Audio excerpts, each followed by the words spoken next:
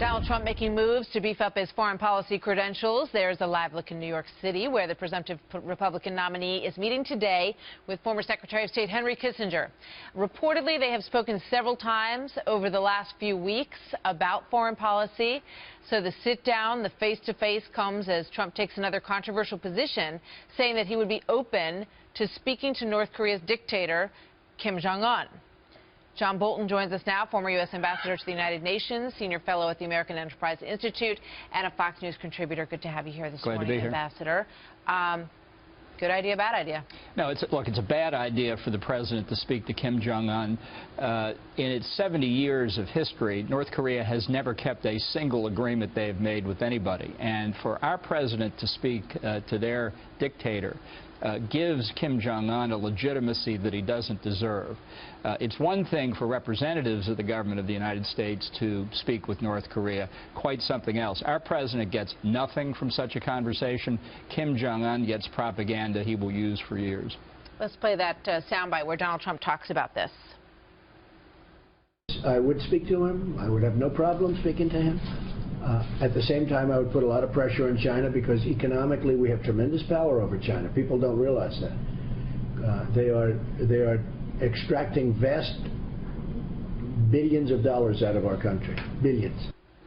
I mean, you could make the argument that nothing really has worked with North Korea. I mean, it's sort of the Obama-Iran argument, right? That he would be willing to sit down and talk, and that it opens the channels of diplomacy and discussion, and we haven't gotten anywhere not doing that. No, that's precisely the problem. In the 1990s, the Clinton administration negotiated something called the Agreed Framework with North Korea, where they promised for the umpteenth time to give up their nuclear program.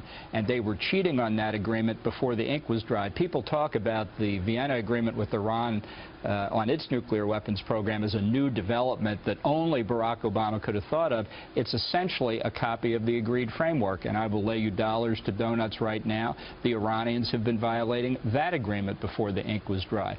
The issue of North Korea is one that has, for the past 25 years, essentially, been a course of negotiation. It has gotten us absolutely nowhere. Actually, I shouldn't say that. It's gotten North Korea 4 nuclear tests and continued progress on their ballistic missile program. We need a different strategy. In my view, the way to solve the North Korean nuclear problem is to merge the two Koreas, to eliminate North Korea as a separate state. That requires intense effort with China, which does have the capability to affect North Korea in ways that we cannot. Knowing Henry Kissinger's thinking on things such as this and other issues, what do you expect he will say to Donald Trump when they sit down today?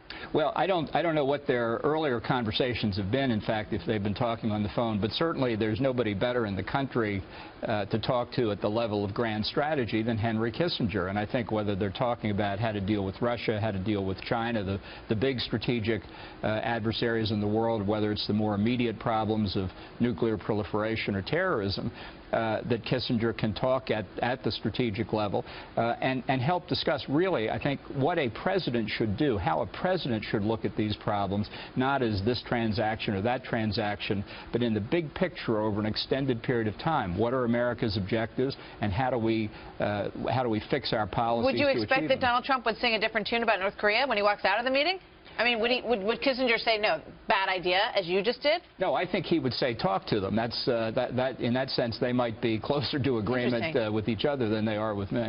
All right. So, you know, in terms of who Donald Trump talks to, and we've been asking him this since New Hampshire, you know, who do you surround yourself with, whose foreign policy views interest you?